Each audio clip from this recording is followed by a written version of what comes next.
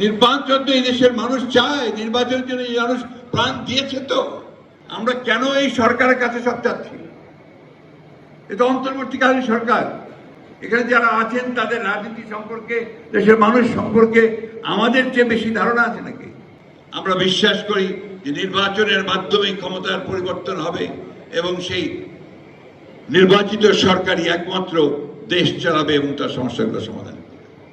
Professor ইউনূসকে ধন্যবাদ দিতে চাই এই ফোরাম থেকে যে তিনি নির্দেশ দিয়েছেন ডিসেম্বরের মধ্যে নির্বাচনের সব কাজ গুছিয়ে রাখার জন্য নির্বাচন কমিশনকে। এটা একটা অত্যন্ত ইতিবাচক ব্যাপার যে ব্যক্তির চেয়ে দল বড়, দলের চেয়ে যে দেশ বড়, এটাতে আমরা বিশ্বাস করি।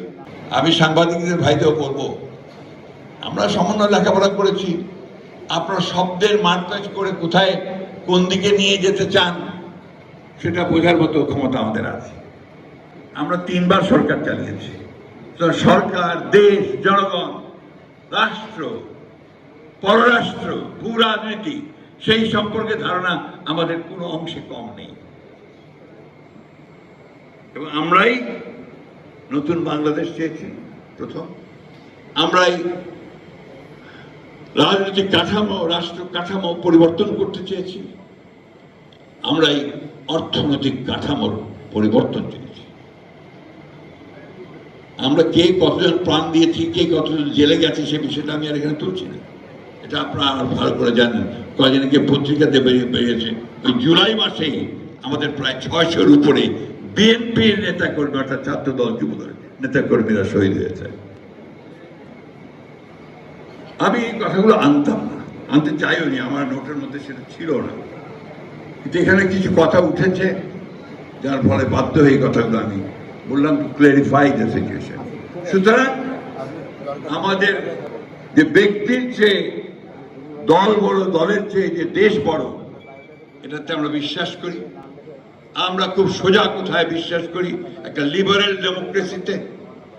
আমরা বিশ্বাস করি যে নির্বাচনের মাধ্যমে ক্ষমতার পরিবর্তন হবে এবং সেই নির্বাচিত সরকারই একমাত্র দেশ চালাবে এবং তার সমস্যাগুলো সমাধান করবে।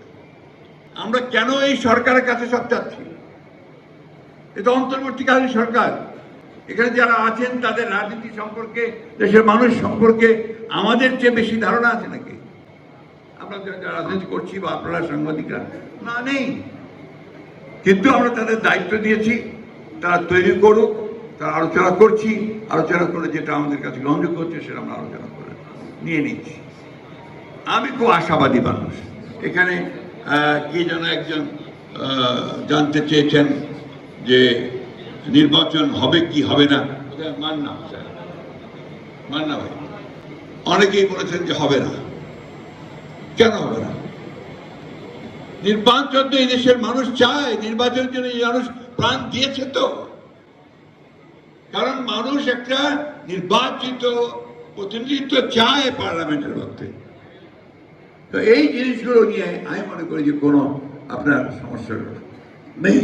সমস্যা হচ্ছে যে যত দ্রুত সম্ভব আমরা এই কাজগুলো করে আমরা একটা নির্বাচিত সরকারের দিকে যাই, গণতন্ত্রের উত্তরণের পথে যাই।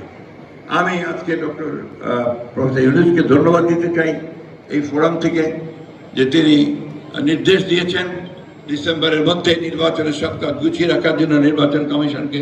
এটা একটা অত্যন্ত ইতিবাচক ব্যাপার। And he deserves thanks for that. আমরা আশা করবো যে নির্বাচন কমিশন এই কাজটা খুব দ্রুততার সঙ্গে শেষ করে তার নির্বাচনের একটা পরিবেশ তৈরি করবে। আমরা দাবি করছি যে এই নির্বাচনে যেন অবাধ, নিরপেক্ষ এবং সকলের কাছে গ্রহণযোগ্য হয়, সেই ধরনের একটা নির্বাচন যেন নির্বাচন কমিশন উপহার দিতে পারে এবং সেইভাবেই যেন কাজ করে।